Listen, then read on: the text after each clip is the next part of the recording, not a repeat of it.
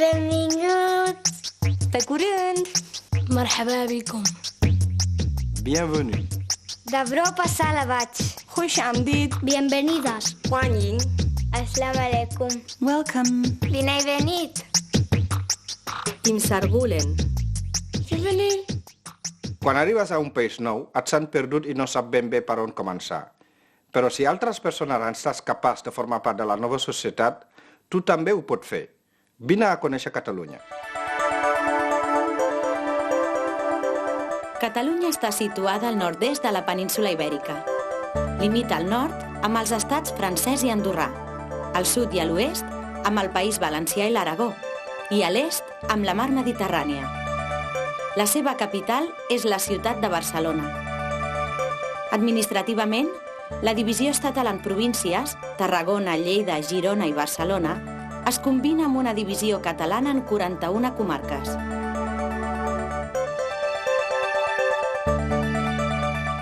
Catalunya és com un petit món, on hi pots trobar tot. Al mar, on pots banyar-te, o muntanyes com les dels Pirineus, on pots esquiar o fer excursions. També hi ha planes com les de Lleida i deltes de rius com el de l'Ebre.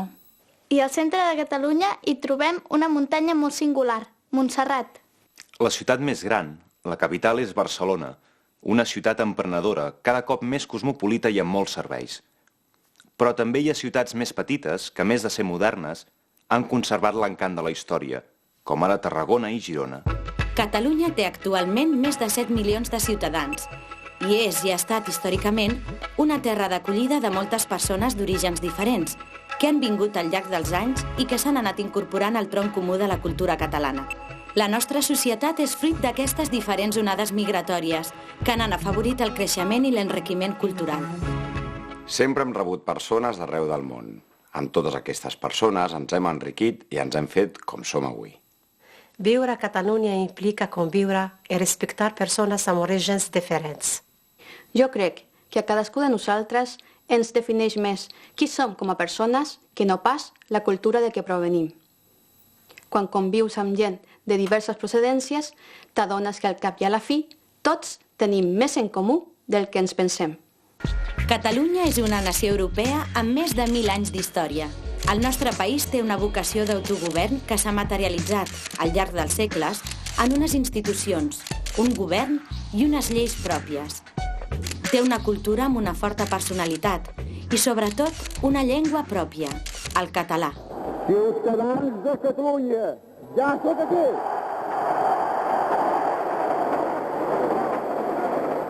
Catalunya té una història d'afirmació nacional i de respecte per les llibertats de les persones i dels pobles.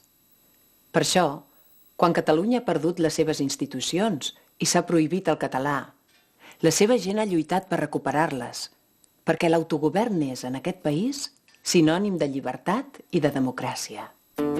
El músic Pau Casals definia Catalunya en aquests termes a la seu de les Nacions Unides el 1971. I am a Catalan. Jo sóc català. Catalonia has been Catalunya ha estat the greatest nation la més gran nació del món. Catalunya exerceix el seu autogovern d'acord amb la Constitució i amb l'Estatut d'Autonomia de Catalunya, que és la seva norma institucional bàsica. La Generalitat està formada pel Parlament, la Presidència i el Govern. El Parlament català té més de 900 anys d'història. El conformen els 135 diputats i diputades que són elegits per la ciutadania mitjançant el vot secret i lliure. El govern és l'òrgan que dirigeix l'acció política i l'administració de la Generalitat.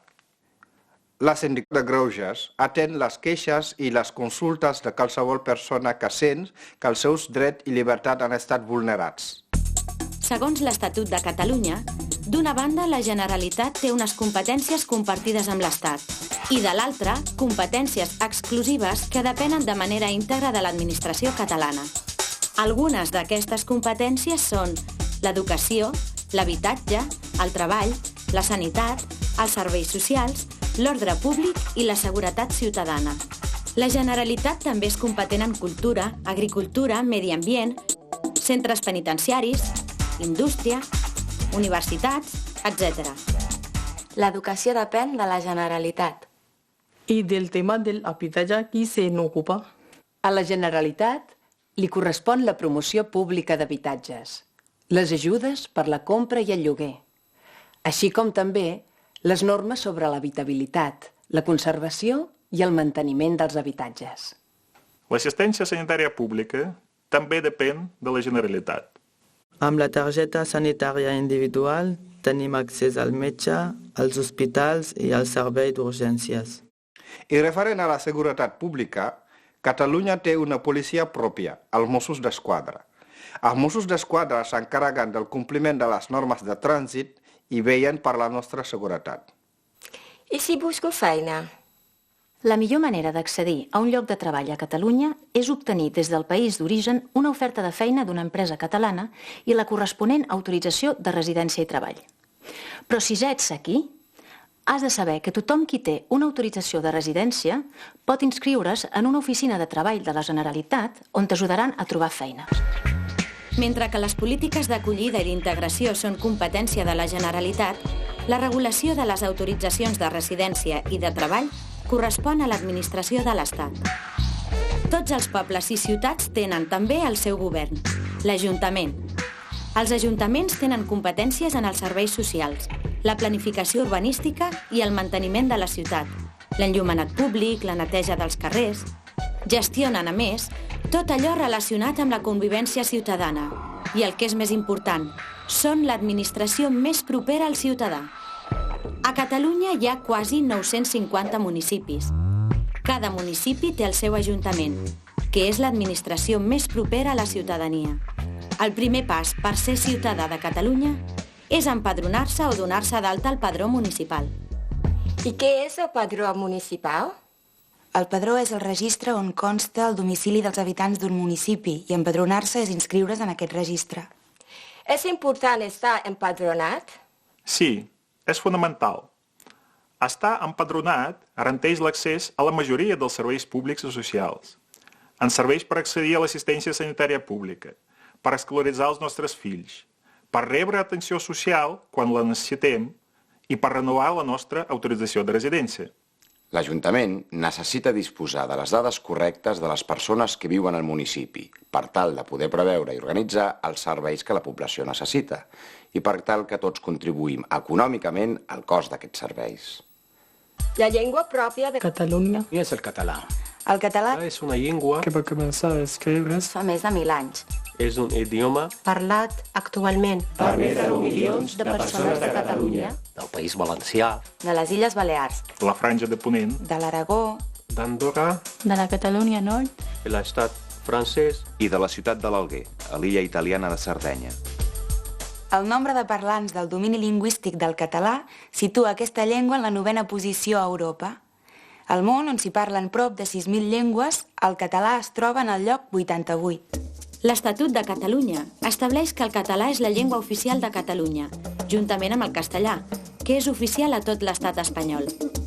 El coneixement del català és un deure i el seu ús un dret dels ciutadans, igual com passa amb el castellà. Doncs abans de venir no sabia que aquí es parlava el català. Al principi em pensava que parlar el castellà ja n'hi havia prou, però després vaig veure que meus amics que entenien el català ho tenien més fàcil a l'hora de trobar feina, d'entendre el tràmit de l'administració o fins i tot de llogar un pis. Per això vaig anar a fer cursos de català. Ara ja l'entenc i només ja és difícil parlar-lo. Les administracions i els mitjans de comunicació públics fan servir normalment el català, de la mateixa manera que s'utilitza com a llengua d'aprenentatge a l'escola. El català és la llengua de l'Escola Catalunya. Això vol dir que l'acollida i la integració de tot l'alumnat, amb independència de l'origen, es fa amb aquesta llengua. I com s'ho farà el meu fill als primers dies d'escola? Per això existeixen les aules d'acollida. A través de les aules d'acollida es facilita l'atenció immediata i més adequada dels alumnes nouvinguts i es garanteix l'aprenentatge intensiu del català i la seva progressiva incorporació a l'aula ordinària. I els adults, on podem aprendre el català? Els adults també tenim l'oportunitat d'aprendre el català a través dels cursos que organitzen els municipis i la Generalitat així com també participant en el programa de parelles lingüístiques Voluntariat per la Llengua. Parlar català m'ha servit per ajudar els meus fills a l'hora de fer els deures de l'escola. També m'ha servit per millorar en el meu lloc de treball, per comunicar-me al mercat, a la consulta del metge. Hi ha algunes feines on és molt important parlar-lo, com per exemple en les del restaurant o de comerços. Els catalans i les catalanes, com tothom, s'estimen la seva llengua. Durant anys, l'ús del català va estar perseguit. La llengua és un element fonamental de la seva identitat i per això aprecien que la gent que vivim a Catalunya ens esforcem per aprendre-la i parlar-la. A Catalunya hi viuen persones d'unes 180 nacionalitats i s'hi parlen més de 250 llengües. Aconseguir que totes les persones que viuen a Catalunya se sentin i siguin considerades catalanes passa, entre d'altres, per assegurar que tothom conegui, com a mínim, el català.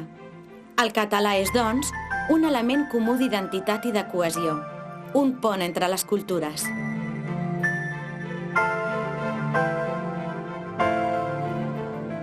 Els beneficis de parlar català van molt més enllà de trobar una feina. Parlar el català ens garanteix la igualtat, ja que, sigui quin sigui el nostre origen, ens podrem comunicar amb totes les persones que formen part de la societat catalana. I en aquesta societat, on es parla tantes llengües diferents, el català és la llengua comuna de tots. La societat catalana està molt arrelada a la seva cultura i a les seves tradicions. En el seu calendari festiu destaquen la celebració de festes molt significades. L'11 de setembre és la festa nacional a Catalunya. No és una celebració, sinó un record del moment en què Catalunya va perdre les llibertats. El 23 d'abril celebrem el dia de Sant Jordi, que és, per als creients, el patró de Catalunya. Aquest dia, els carrers i les places s'omplen de llibres, de roses i de gent. Tothom porta un llibre i una rosa per regalar a la persona estimada. Tot i que és una festa molt celebrada, no és un dia festiu. Una altra data important és la nit de Sant Joan, al capvespre de 23 de juny. La nit de Sant Joan és la nit més curta de l'any. Celebrem l'arribada a l'estiu i el triomf de la llum sobre la foscor.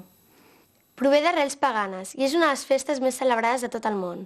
Als països de llengua catalana ho celebrem encenent fogueres, petards i menjant coca de fruita confitada o de llardons. Les cobles i les sardanes, les trobades de gegants i capgrossos, de dimonis i dracs i d'altres animals del bestiari, així com els correfocs, solen ser elements freqüents de les festivitats tradicionals de Catalunya. A l'estiu, tots els pobles i molts barris de les grans ciutats celebren les seves festes majors. Què és correfoc? La primera nit que vaig passar a Catalunya, vaig veure que els carrers s'omplien de persones disfressades de diables i de dracs que carregaven bengales i petards. I allò era un correfoc. A l'estiu, molts pobles i ciutats celebren les seves festes majors, amb música al carrer, balls, jocs per a nens, i també pots trobar alguna colla de castellers i ballades de sardanes. ¿Y qué son las colles de castellers?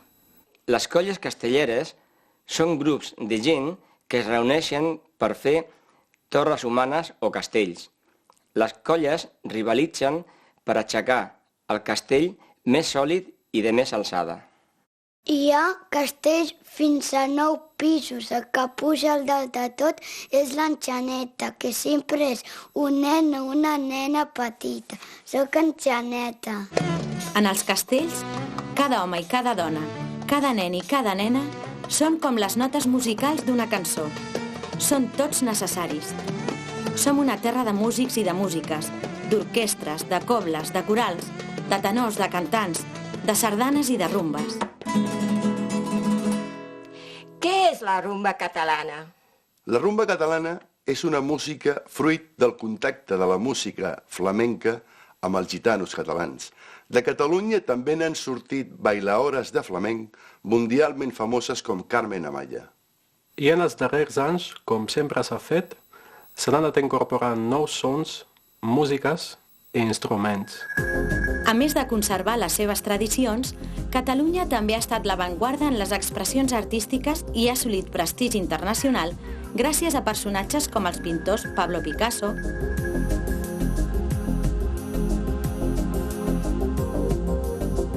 Salvador Dalí i Joan Miró. L'arquitecte Antoni Gaudí o el violoncel·lista Pau Casals. Catalunya ha estat especialment innovadora en el camp del teatre i també en el del disseny industrial. A Catalunya hi ha museus dedicats a tots aquests artistes. També hi ha un gran nombre d'escriptors i poetes, alguns d'ells traduïts a molts idiomes, com per exemple els Mercè Rodoreda. Catalunya és i ha estat un país d'emprenedors. Durant tot el segle XX, el sector capdavanter de l'economia catalana va ser la indústria. Actualment, la indústria comparteix aquest protagonisme amb sectors que han crescut molt en els darrers anys. El dels serveis, on destaquen els serveis a les empreses, la informàtica, el comerç, les finances i el turisme. En època de vacances, les zones més turístiques, com ara la costa o la muntanya, s'omplen de turistes d'arreu del món. Anualment, Catalunya rep uns 11 milions de visitants.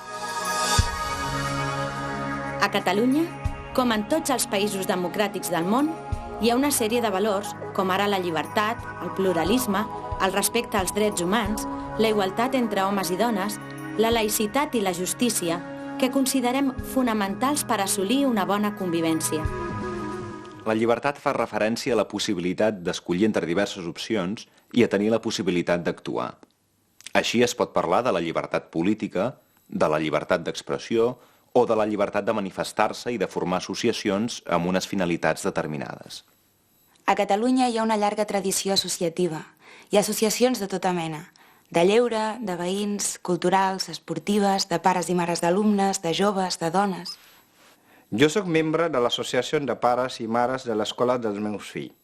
Cada curs organitzem les activitats que podem fer en horari extraescolar, com ara esport, teatre, l'aprenentatge de les llengües maternes.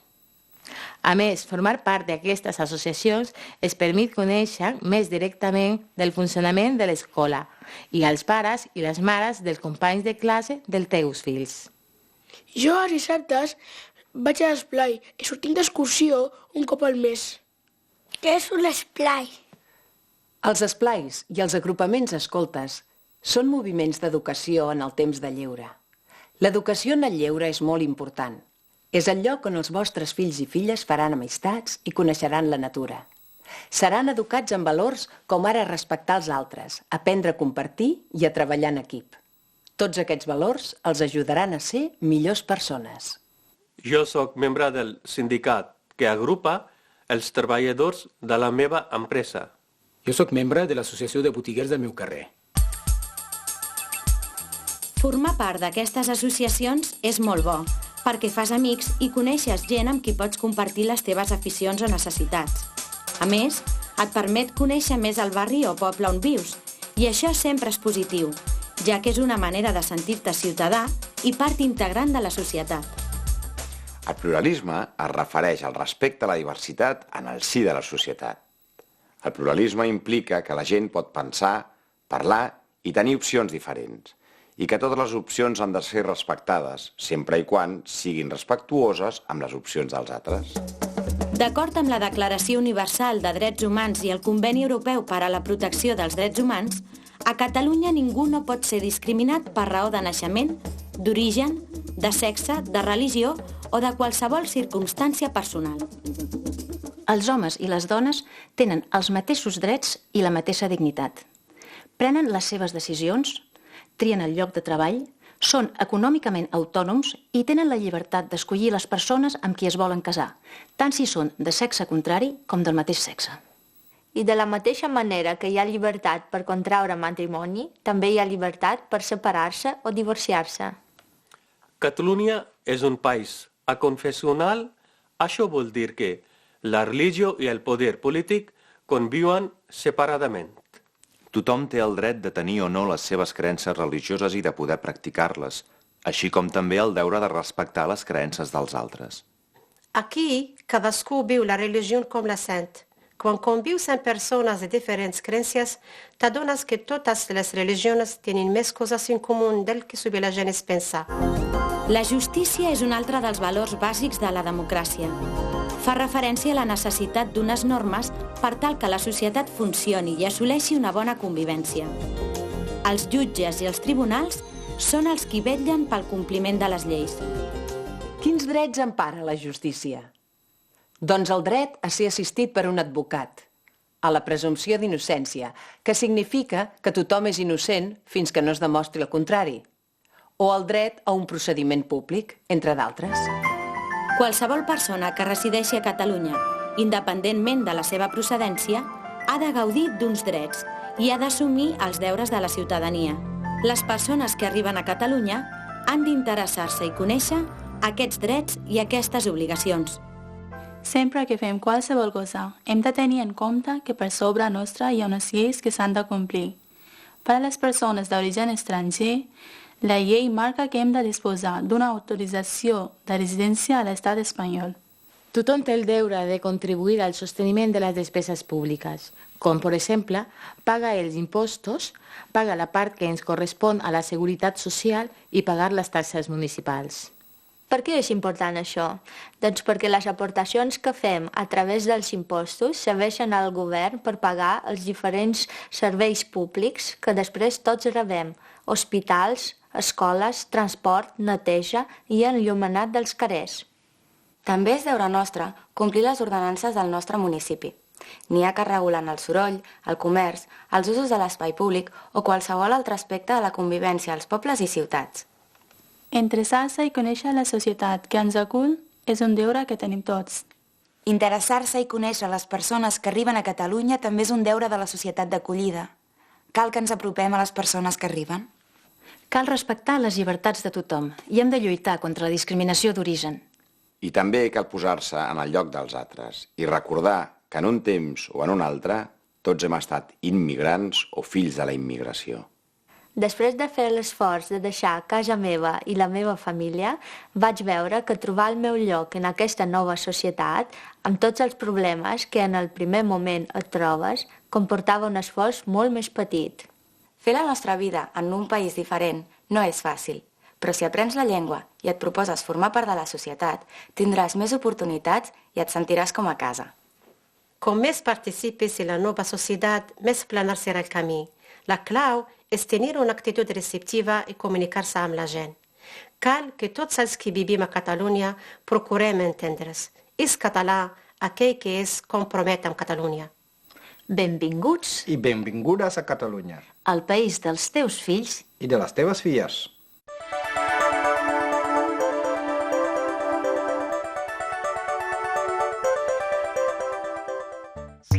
Bei curând. Tchau. Slăga. Au revoir.